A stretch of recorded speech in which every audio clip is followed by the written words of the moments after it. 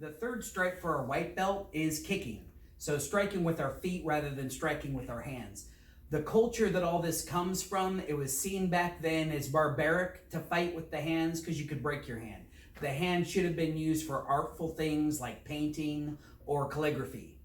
So instead, they preferred to strike with their feet. Number one, the legs are longer, so my foot's going to reach my target before my hand reaches my target.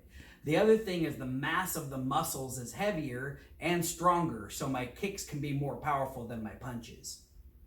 So we break these kicks up. There's 10 of them at this belt. We break them up into two different types of kicks. We've got straight leg kicks and we've got bent leg kicks. We're going to be starting with our straight leg kicks. Main reason straight leg kicks are used for flexibility and for mobility. So we can use these kicks to help get our bent leg kicks higher. So let's get right into it.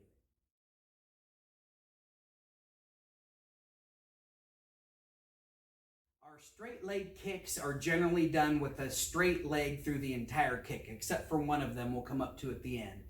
So we'll start from a walking stance. I want to make sure my hips are nice and squared up. That way my leg has a clear path to come out in front of me. So the rising kick is I'm keeping my leg straight and I'm lifting it right over my shoulder. Target's right back here. So we're going to do 5 of them. Follow with me. 1.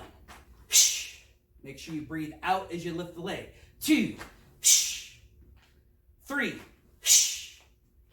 4. Lift it right over the shoulder. Last one, key at 5. Yeah. And then switch.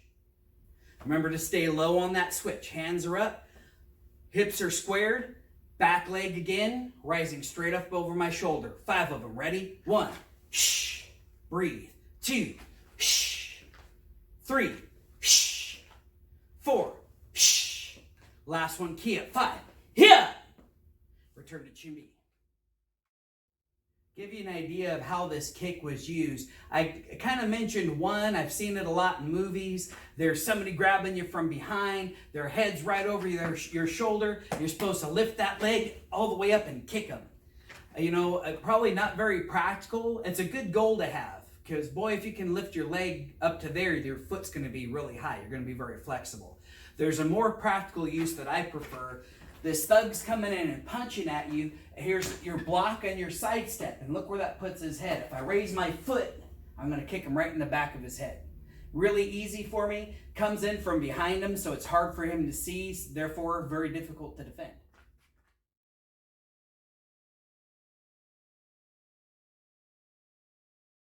Our next kick comes from our rising kick. It's an axe kick. I need to get my foot up really high so I have plenty of momentum when I drop it down to the floor. We'll be doing this from a walking stance. Again, making sure my hips are squared up, my hands are up. I want this hip to be able to flow freely right in front of me.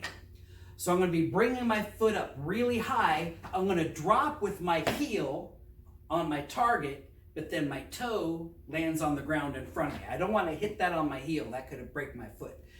So we'll do a couple of these. Good walking stance. We're going to do 5. Ready? 1. Notice how I brought it down in front of me, and then I'll step back. 2. Bring it up nice and high. Drop it. Hit with the heel. 3. Your weight should be following it. 4. Just like swinging an axe. Last one, key at 5. Yeah. Bring the foot back. Switch. Remember, stay low with your switch. Other foot. 1. Yeah. 2. Yeah. 3. 4. One more key at 5. Yeah. Back to your guard stance. Then return to Chimbi. The application of this axe kick can be really difficult unless you have some good flexibility. Most of the power of this kick is done on the downward action of this kick. Most of that power happens to be right about your belt level. So you want to get that foot as high above that belt level as you can to generate enough momentum to power through that axe kick.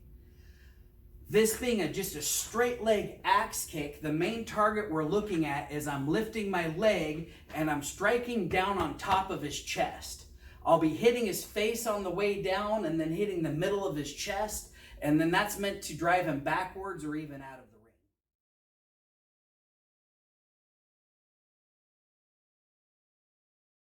Our next straight leg kick is outside crescent kick. If you remember from back in our blocking, outside is simply traveling away from my center. Just so happens that as I'm doing this kick, I'm also striking with the outside portion of my foot.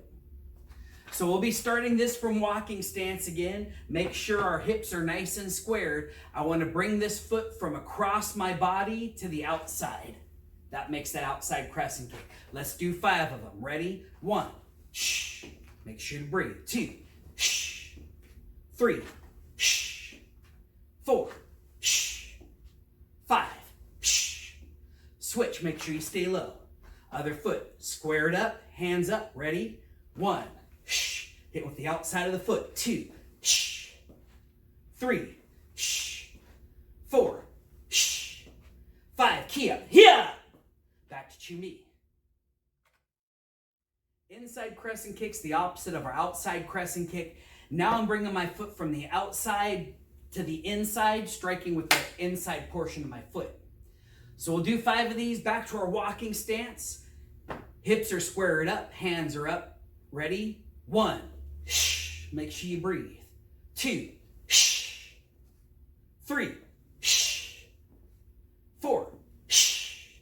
Last one, Kia. 5. Here. Switch. Remember, stay low on your switch. Left foot now. Bringing it to the inside. 1. Shh.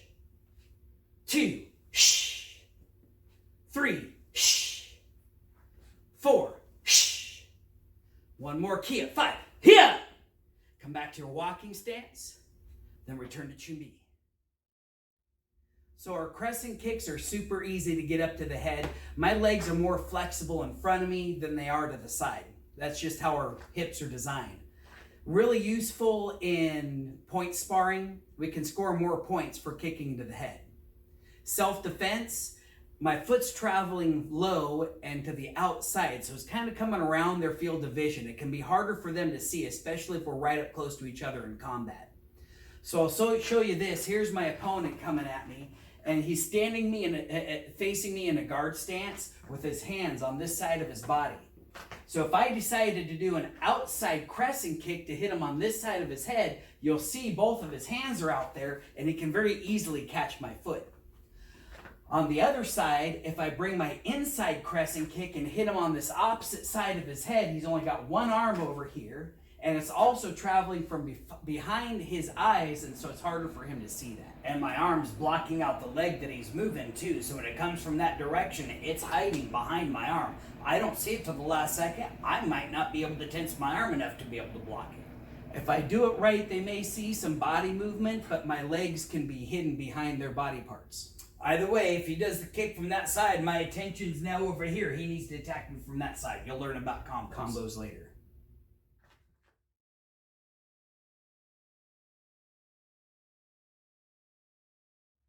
Our last straight leg kick is heel kick. This is the one straight leg kick that has an exception. I'm starting with a bent knee, but then when the kick's being issued, it's being issued with a straight leg.